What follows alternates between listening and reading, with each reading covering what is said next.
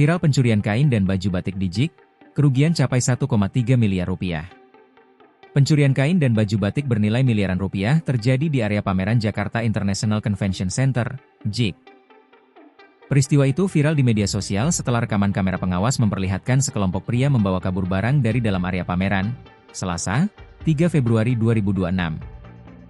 Dalam rekaman CCTV yang beredar, terlihat dua pria mendorong troli kecil berisi karung penuh kain dan busana batik. Keduanya berjalan ke arah lorong yang berbeda tanpa menimbulkan kecurigaan pengunjung lain yang lalu lalang di sekitar lokasi. Kanit Reskrim Polsek Tanah Abang AKP Ihsan Rangga menjelaskan, peristiwa tersebut terjadi sehari sebelum pameran resmi dibuka. Berdasarkan hasil penyelidikan awal, para pelaku diduga telah merencanakan aksinya dengan matang. Memang dia ngambil dari satu standnya dan dipindahkan barang itu manual, malam sebelum acaranya. Kalau dari caranya terekam CCTV mungkin sudah direncanakan, jelas Ihsan saat dihubungi Kompas.com, Sabtu, 14 Februari 2026. Akibat kejadian tersebut, pemilik stand mengalami kerugian yang cukup besar. Polisi mencatat total kerugian mencapai 1,3 miliar rupiah dalam bentuk barang. Saat ini, ketiga pelaku telah ditangkap polisi untuk diperiksa lebih lanjut.